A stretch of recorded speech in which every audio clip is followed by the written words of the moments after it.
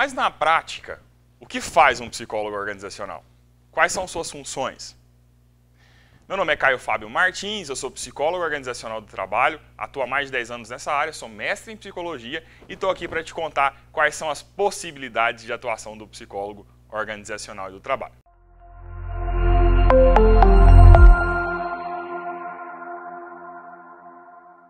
Pois então, é muito comum que a gente conheça o psicólogo na área de recursos humanos que atue em recrutamento e seleção. Você imagina olhar para o mercado de trabalho, ter um ideal de um colaborador e precisar encontrar alguém que seja assertivo para aquela vaga. É muito comum que as pessoas que não têm acesso a essa área imaginem que é só contratar alguém. Não, não é só contratar alguém. Eu preciso avaliar as habilidades dessa pessoa, o conhecimento dessa pessoa, quais são as atitudes que ela tem, qual que é o planejamento de vida que ela tem em relação ao objeto de carreira, né? Por exemplo, se ela é, sei lá, assistente administrativo hoje, qual que é o objetivo futuro dela? É chegar na gerência administrativa? É desenvolver uma carreira na área da saúde? É conhecer sobre uma outra área, morar fora do país? Tudo isso vai delimitar se eu quero ou não essa pessoa na minha organização, considerando os meus objetivos organizacionais. Eu preciso verificar se as habilidades que essa pessoa tem são compatíveis com as atitudes que ela faz. Exemplo, eu posso ser muito bom na área de tecnologia, mas eu não gosto da área de tecnologia. Vai gerar a minha organização uma pessoa que entra, mas não quer trabalhar. Já imaginou todas essas variáveis sendo avaliadas em uma entrevista? Um processo seletivo que dura aí horas? Pois é, nós, psicólogos organizacionais, temos ferramentas tanto de avaliação comportamental quanto de perfil psicológico para contribuir com a organização e dizer, olha, há um alto indicativo que esse colaborador vá se comportar assim ou assado a partir do momento da contratação. Você já imaginou o quanto que isso economiza de custo para uma empresa? Você já pensou quanto que custa a hora de treinamento para um novo colaborador? Quanto que a empresa deixa de faturar no ato de ter que desenvolver alguém para assumir um cargo? Pois é, todas essas preocupações elevam o valor da hora do psicólogo organizacional. Afinal de contas, nós estamos entregando uma solução que é preciosíssima às organizações. E esse trabalho já é mais conhecido. É muito comum que você encontre psicólogos que trabalhem na área de recrutamento e seleção. Mas recrutar e selecionar é um detalhe frente aos inúmeros trabalhos do psicólogo. É claro que fazer isso muito bem é essencial. Um time que não foi bem recrutado e bem selecionado terá um comportamento caótico. E você me pergunta, Caio, mas o que é recrutar? Já te respondo. Recrutar é a arte de convidar pessoas para participar do seu processo seletivo. Suponhamos que eu queira contratar alguém, sei lá, um arquiteto para uma cidade do interior. Naquela cidade não tem faculdade nessa área de arquitetura. Eu preciso divulgar nos grupos do WhatsApp daquela cidade? Muito provavelmente aquele grupo não vai me entregar currículos, ou vai me entregar currículos muito pontuais. Na hora que eu for selecionar, eu não tenho uma boa qualidade de profissionais para encontrar esse profissional que eu quero contratar. Logo, eu preciso olhar para o mercado da região, quais são as instituições de ensino que estão ali próximas, para avaliar quem são os possíveis colaboradores que podem somar ao meu time. Pensar, por exemplo, uma atividade remota, um trabalho híbrido. E aí entra um grande ponto. Nós, psicólogos organizacionais do trabalho, pensamos como que esse trabalho também será feito, será conduzido. Mas esse é um assunto para daqui a pouco. Uma vez que a gente fez o recrutamento, nós chamamos todo mundo, o máximo de pessoas possíveis, geramos interesse, né? Apresentamos ali junto com o pessoal do marketing uma boa imagem, né? A gente quer fazer uma arte legal, quer ter acesso a esse colaborador lá na ponta, esse interessado lá na ponta, chegar ao máximo de pessoas possíveis, a gente vai atrair essas pessoas para o nosso processo seletivo. E ali no processo seletivo, eu preciso compor quais são as formas de avaliar e de triar esses perfis para selecionar o mais adequado para a vaga. E aí somos nós, psicólogos, que vamos dizer ao candidato, olha, seu perfil é muito bacana, mas não é para essa vaga. Eles ficam indignados às vezes, não é mesmo? Mas saiba que nós estamos evitando adoecimentos mentais futuros. Cuidar da carreira começa lá no recrutamento e seleção. Uma pessoa que não é selecionada por nós está recebendo de nós cuidado. Se você faz um processo seletivo bem feito, a assertividade do seu processo evita adoecimentos da sua organização e dos seus futuros colaboradores. Uma vez que eu recrutei e selecionei de forma adequada, sempre haverá gaps. Em psicologia organizacional, a gente adora usar uns termos em inglês, né? Faz parte. Mas gap nada mais é do que uma lacuna, uma falta. Essa falta precisa ser desenvolvida. De que forma? Nós vamos treinar e desenvolver pessoas. Treinamento é a habilidade que eu ensino ao colaborador de forma pragmática. Por exemplo, eu estou fazendo a gravação de um vídeo agora e eu poderia estar contratando alguém para gravar os meus vídeos. E eu vou ensinar essa pessoa como que opera uma câmera. Isso é treinar. Mas o que ela faz, além disso, em relação às habilidades de desenvolvimento, de estratégia, de persuasão, às vezes da forma como lidar com o próprio profissional que está sendo filmado por essa câmera que ele vai operar, tem a ver com desenvolvimento. Desenvolvimento é sempre um olhar para a pessoa e não para a técnica. Nossa, desenvolvimento de pessoas, né? A área de desenvolvimento de pessoas é a grande área do momento. O crescimento das tecnologias nos coloca frente a pessoas que têm uma operação técnica muito boa. A gente vai encontrar muitos profissionais com uma habilidade técnica muito bacana, mas que têm déficits comportamentais absurdos. Esses déficits geram ao mercado um desafio sem precedentes. Eu trabalho na área organizacional há 10 anos. Quando eu comecei, a grande preocupação nossa com esses déficits era o profissional da área de TI. Era um perfil mais específico, menos comunicativo, mais restrito. A nova geração, inclusive os profissionais da área comercial, já tem esses desafios. Porque a tecnologia nos colocou frente a softwares o tempo todo. E a gente tem limitações de habilidades sociais em quaisquer áreas. O nosso colaborador, lá no menor aprendiz, até a diretoria, tem que aprender.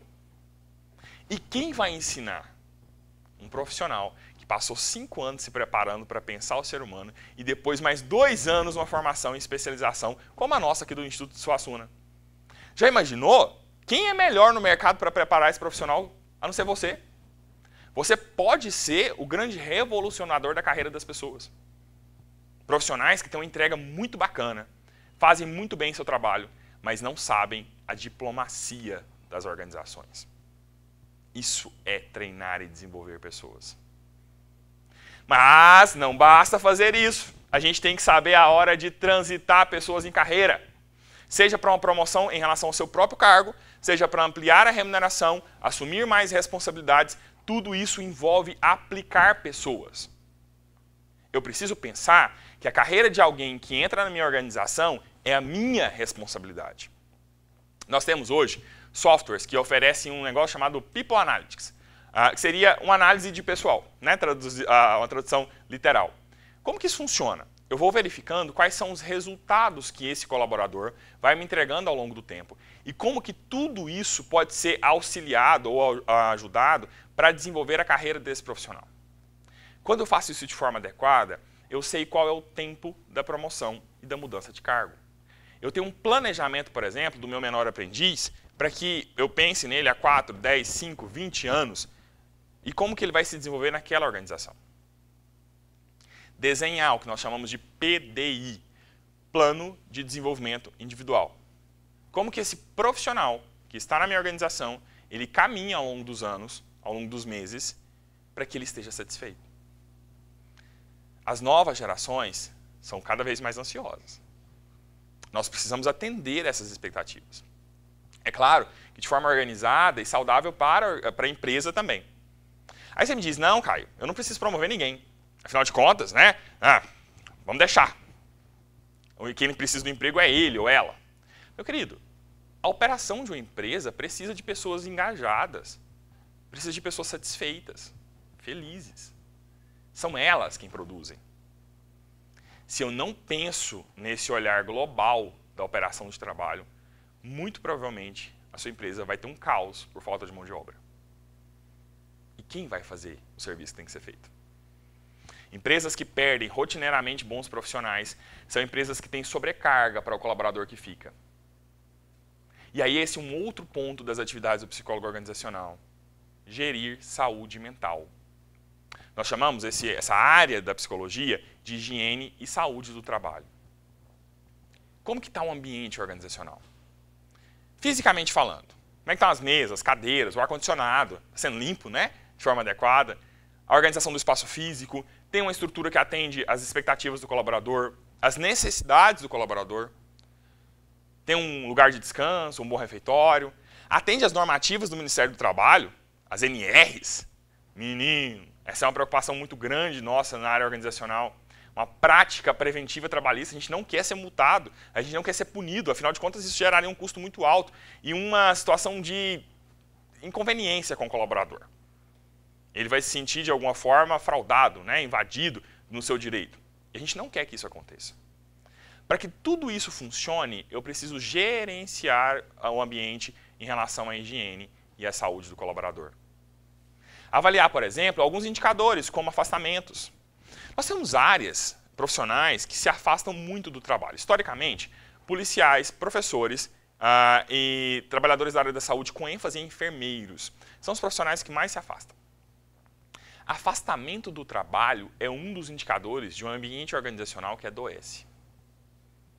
Promover saúde e bem-estar evita que esse custo onere tanto o sistema, né, nacional de previdência social, quanto, às vezes, a sua empresa.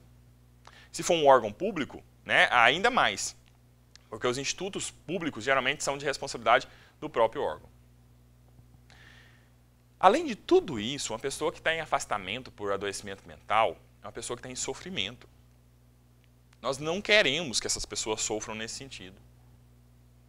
Percebe que toda a linearidade do nosso trabalho nos coloca numa relação de cuidado e prevenção? Lá no recrutamento e seleção, no treinamento e desenvolvimento, na aplicação de pessoas, na gestão da qualidade de vida, saúde mental e higiene do trabalho. E um outro ponto que o psicólogo chega, como diria um bom goiano, né, chega a rupia, é a relação dele com a fase dos salários e cargos. Meus amigos, se tem uma coisa que o psicólogo organizacional do trabalho trava, é quando a gente fala de cargos e salários. Como que eu vou remunerar uma mão de obra? Como que eu calculo a mão de obra de alguém? Como que eu vou olhar para o mercado e pensar qual é a relação desse mercado com o meu trabalho, com a minha empresa e como que eu posso calcular salário?